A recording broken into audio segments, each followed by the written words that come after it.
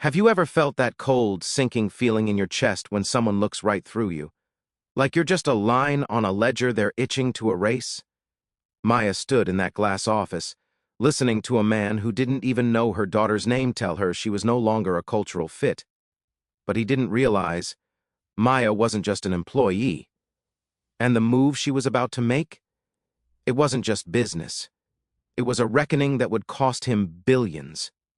The air in the boardroom always smelled like expensive mahogany and a specific brand of filtered oxygen that felt impossible to breathe.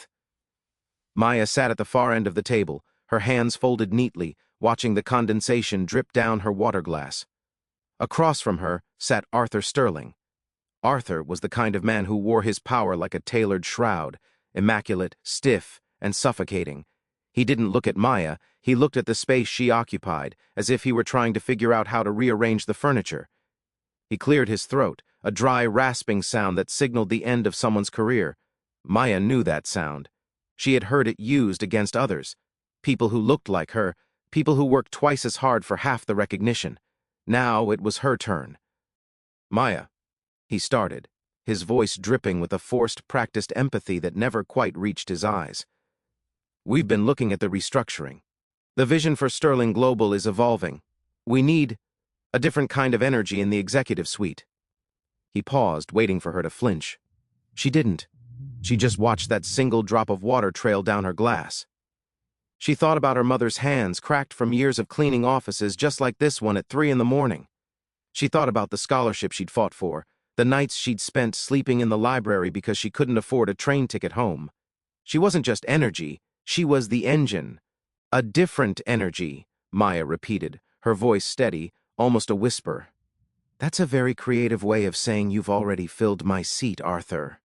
He leaned back, his chair creaking, a small human sound in a room that felt robotic. He didn't deny it.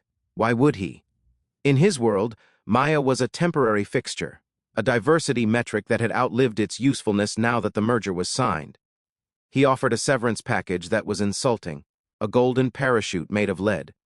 "Take the weekend," he said, already looking at his watch. "Don't make this harder than it needs to be." Maya stood up, her knees slightly shaking, though she'd never let him see. She walked out of that building, past the security guards who suddenly wouldn't meet her eyes, and into the biting city wind. She didn't go home.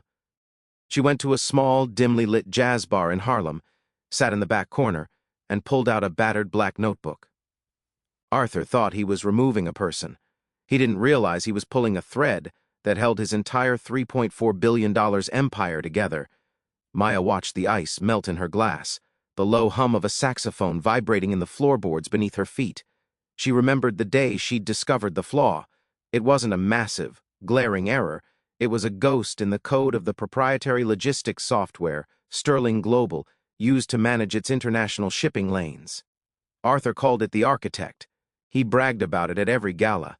But Maya, who had spent 3 years in the trenches of the tech department before moving to ops, knew the truth. The architect didn't actually think. It predicted based on historical data that was increasingly irrelevant in a shifting global climate, and more importantly, the intellectual property rights for the core algorithm weren't owned by Sterling Global. They were owned by a shell company Maya had quietly founded years ago, back when she was just a junior analyst, and the firm was too arrogant to check the fine print on a side project she'd used to fix a localized server crash. She opened her laptop. The screen's glow felt like a confession in the dark bar. Her fingers hovered over the keys. If she did this, there was no going back. She thought about the different energy Arthur wanted. He wanted someone who wouldn't question the margins. He wanted someone who didn't see the people behind the numbers.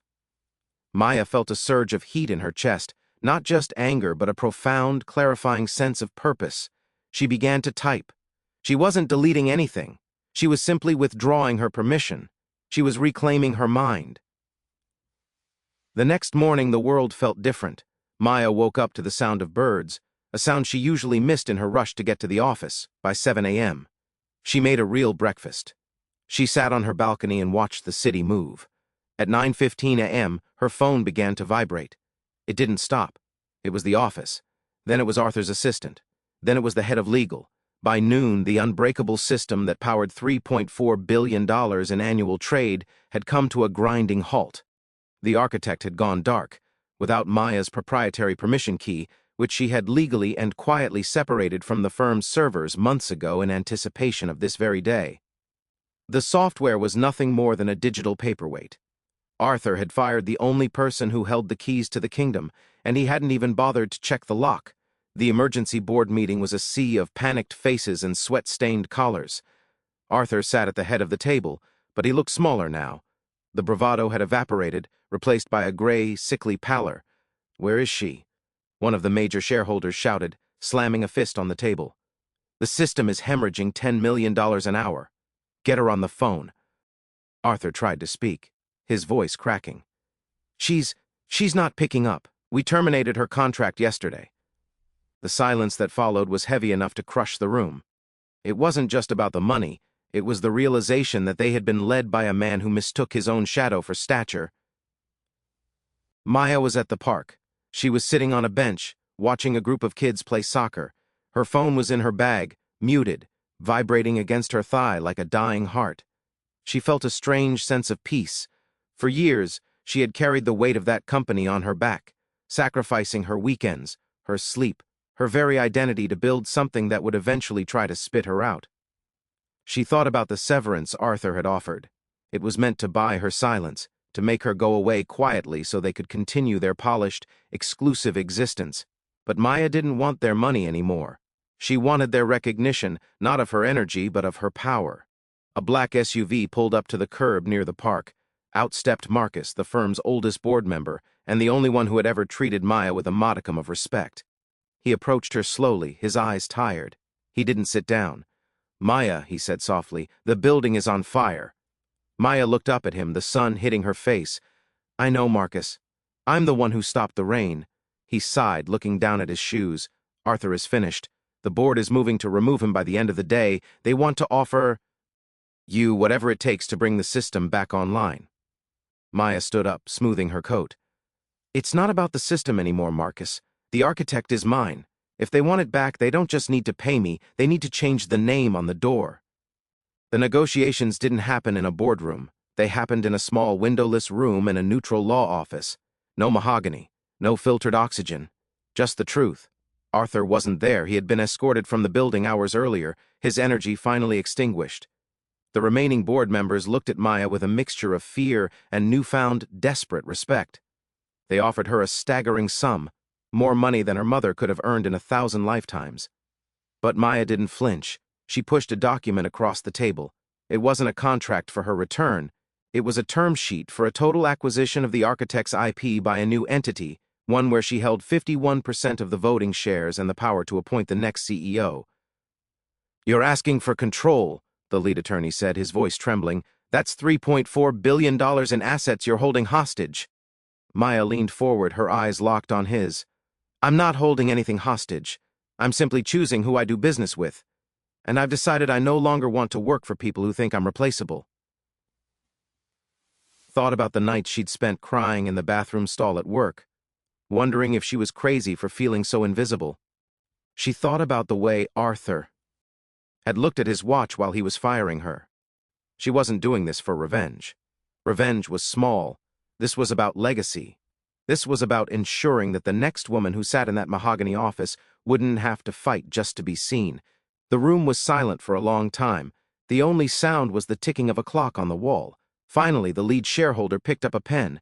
He looked at the others, saw the desperation in their eyes, and signed. One by one, they all signed. With a few strokes of ink, the power dynamic that had governed that company for 40 years was dismantled.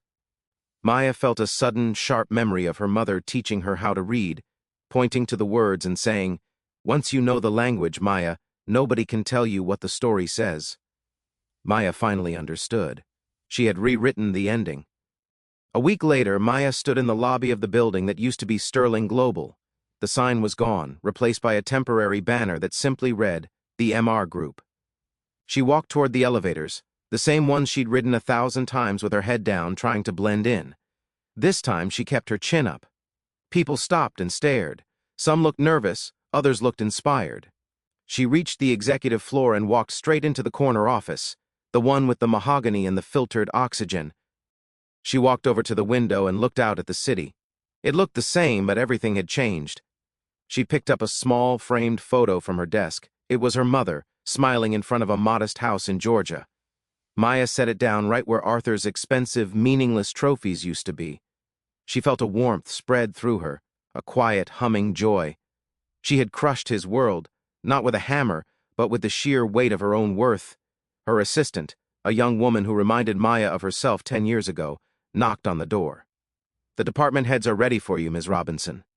Maya took a deep breath, feeling the air fill her lungs, real and honest. "Tell them I'll be right there," she said. She paused, looking at the empty chair at the head of the table. She didn't sit in it. Instead, she pulled up a chair on the side, where everyone could see each other. She wasn't there to be a different energy. She was there to be the truth. As she walked toward the door, she realized the sinking feeling in her chest was gone. In its place was a mountain, and she was finally standing on top of it.